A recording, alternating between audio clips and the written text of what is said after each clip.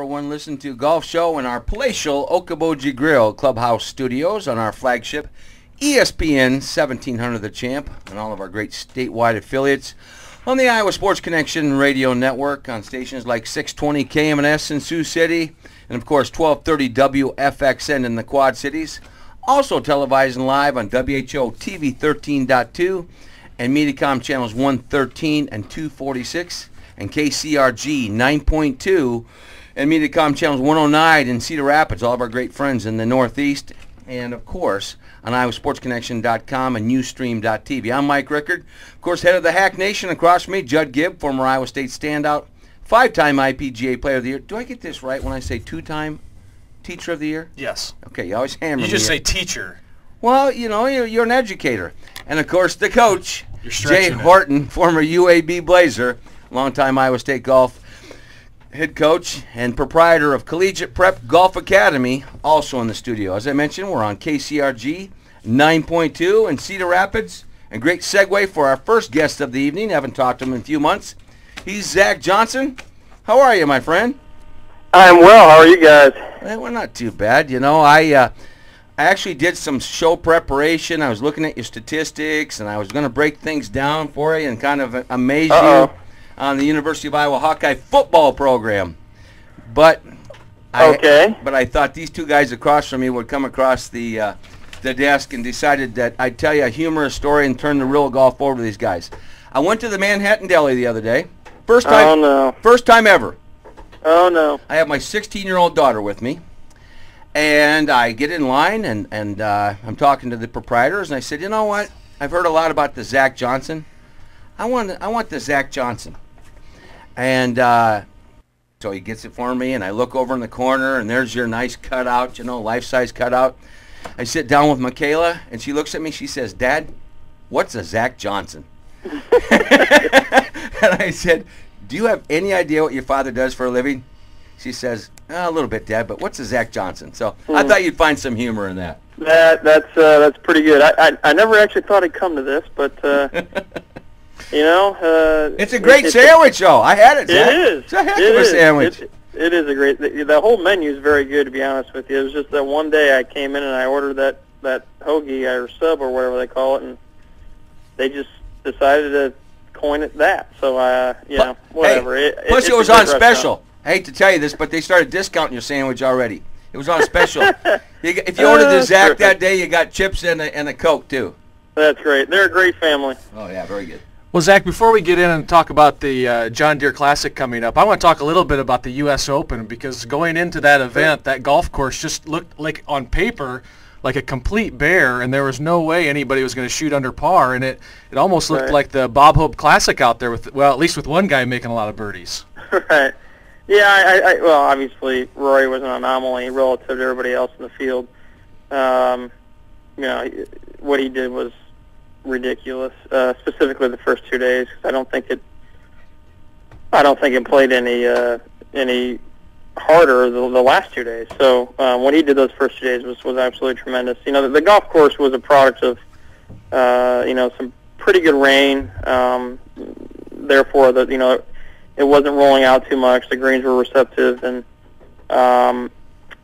you know, the USGA did a pretty favorable job as far as setup. In other words, the runouts into the traps, you know, your ball would go into the trap versus staying in the rough, which was, I think, substantially easier, both off the tee and around the greens. And then you combine that with, like I said, receptive greens that held shots, and actually pretty favorable tee marking positions. They were pretty generous in that. They moved the tees all around, up and back, every day, and gave us new looks. So there was a lot of holes you could really take advantage of. Now, given all that, you know, that's what made it somewhat easier. It still wasn't the easiest golf course I've ever played. That's for sure. It was very difficult. It was just, if you got going, you could put a good number up. Well, I know we were all cheering here in Iowa. You know, you're sticking your nose in there, getting a chance to hopefully contend. You know, it seems like your game's rounding into shape, shooting some low numbers, got off to a better start there. Are you thinking it might carry over here hopefully in a couple weeks at the John Deere? Well, I certainly hope so. I mean, that was I mean, that, you know, my game feels good. I feel like it's going.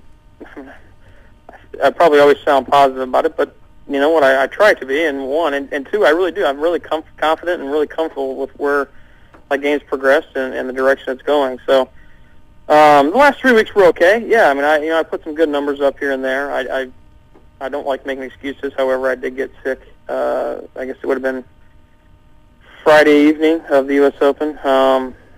But, you know, that's neither here nor there. I still managed to get it out on the weekend and then play in Hartford. But, you know, like I said, I am very excited with my game. I've got a week off right now to get ready for John Deere and then obviously head across the pond. So some minor equipment changes, nothing significant, and I think my putting's come along nice. So, you know, I'm going to take it in stride. I'm not going to, as you guys know, I think the key ingredient, specifically when you get to playing this game for a living, is to really not get too high with the highs and not to get too low with the lows. And if you can kind of maintain that sort of balance, which is it's easy to say, but if you can at least have that perspective on it, I think that certainly helps for the long run.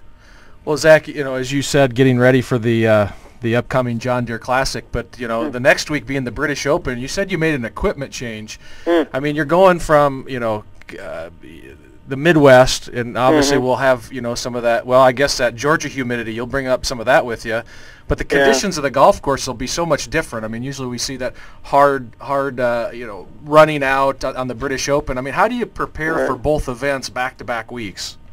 Yeah, that's a good question. I mean, you know, I don't like to really change my game or let the golf course dictate that. In other words, I don't like the golf course to determine how I'm going to play. I mean, you certainly have to you know, your competitor is the golf course, and you have to play each shot as if that's your last shot.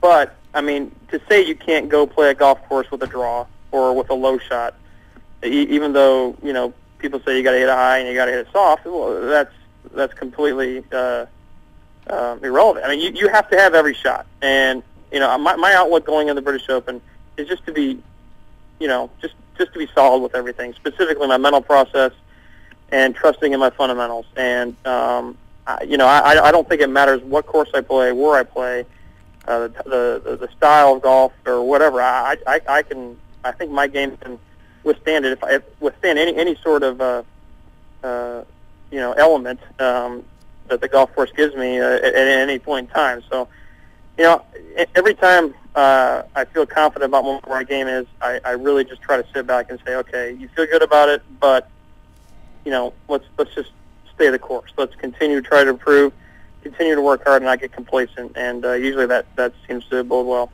We're having a conversation with Zach Johnson, former Cedar Rapids Regis graduate, of course, Drake Bulldog, here on the Iowa Sports Connection Radio and Television Network. And you know, you had some nice success the other day with you and Matt Kuchar as well. That was a nice success. Yeah, that was fun. That was a lot of fun. The CVS Charity Classic. I guess it's outside of Providence. Brad Faxon and Billy Andrade's deal, and it was great. Yeah, I've managed to play in that, I guess, 2 or 3 times. Well, that was my 3rd time, I guess. And getting paired with my neighbor Matt Kuchar was a treat. Great guy, funny guy, and we played well. We had a good thing going. We just made a lot of birdies.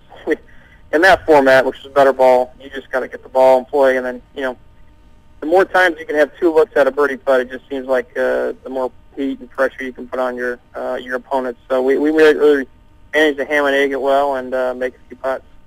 Well, Zach, I know, you know, like I said, you've even started your own event here, I think, with your own golf foundation, the Zach Johnson Classic. You're going to make a return coming back to Iowa, I think, at the beginning of August. You know, can you talk about that? So what you're going to do for the community of Cedar Rapids, some kids around there, and being able to put that event on?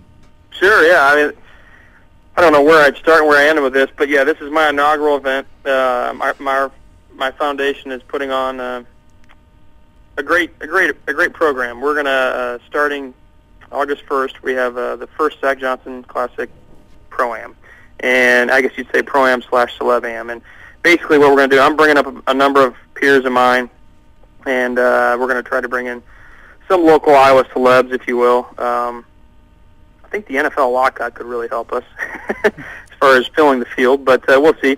Anyway, great guys coming in, great people coming in, even some great women coming in, and we're going to really put on a nice show. I think the beauty of what we've established in Cedar Rapids is we've had a charitable arm for the last 6 or 7 years. We've had the Birdies That Care program, and it's done great. It's done a great job as far as helping people in need and helping kids specifically. But it's time to make a bigger, more solid impact, and we've got a great initiative that we've started to implement now in Cedar Rapids called Kids on Course, an initiative that's really going to target specifically second graders at 2 schools in Cedar Rapids, and just give these kids more opportunities in life. Really just trying to enrich their lives with kind of wherever their hearts lead them, and establish a foundation for them so that down the road they can look back and say, you know what, this program helped me make the right choices, got me on my feet, and let me try to follow my dreams even at a young age, and just follow them. And there's going to be obviously a measuring a tool that goes along with it. So it's not just a Band-Aid. It's not even a charity. It's a program, and it's a program that's going to, I think, really make a nice impact in Cedar Rapids and help a lot of kids and families that really just want to see their kids excel. So I'm excited about it. That's what the foundation's event is its purpose behind it, and we're gonna do things right.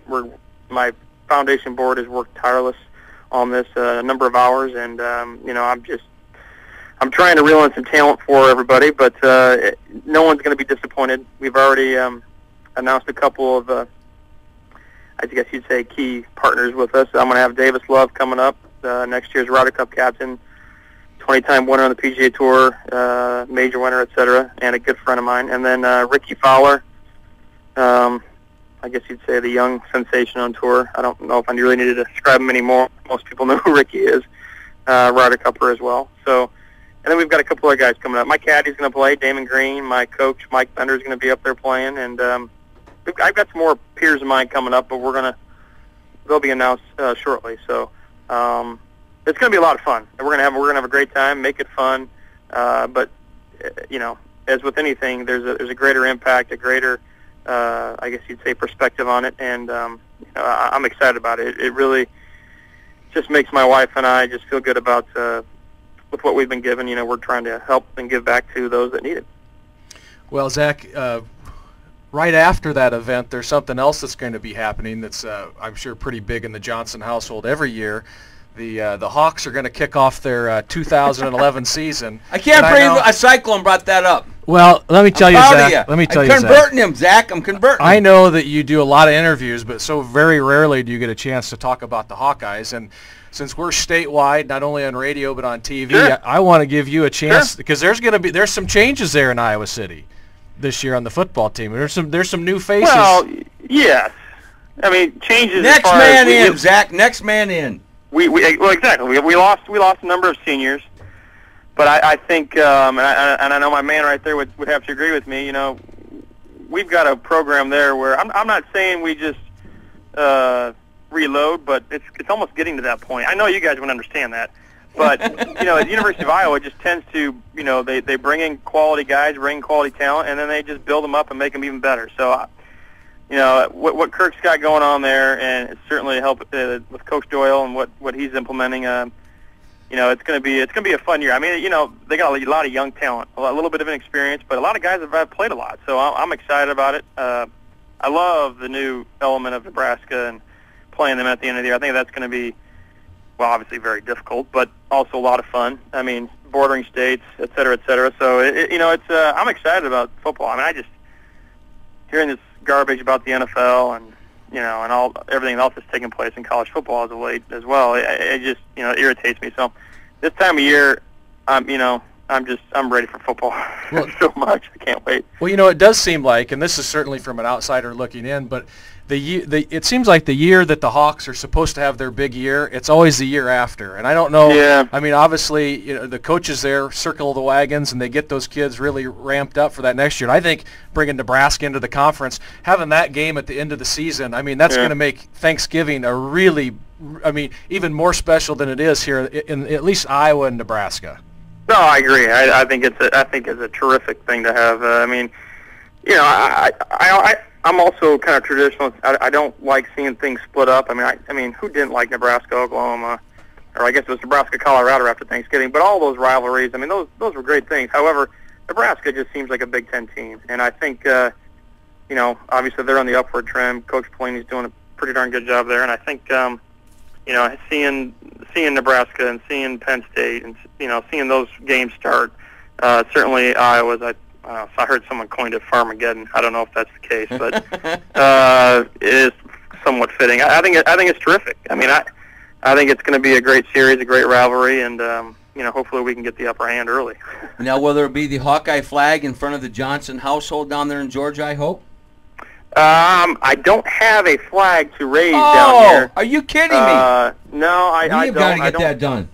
Yeah, well, I hope it wouldn't be burned. I don't think it would be. I mean, I'm an SEC, ACC land, so there's a lot of Georgia fans, obviously, where I am, and I got nothing against the University of Georgia.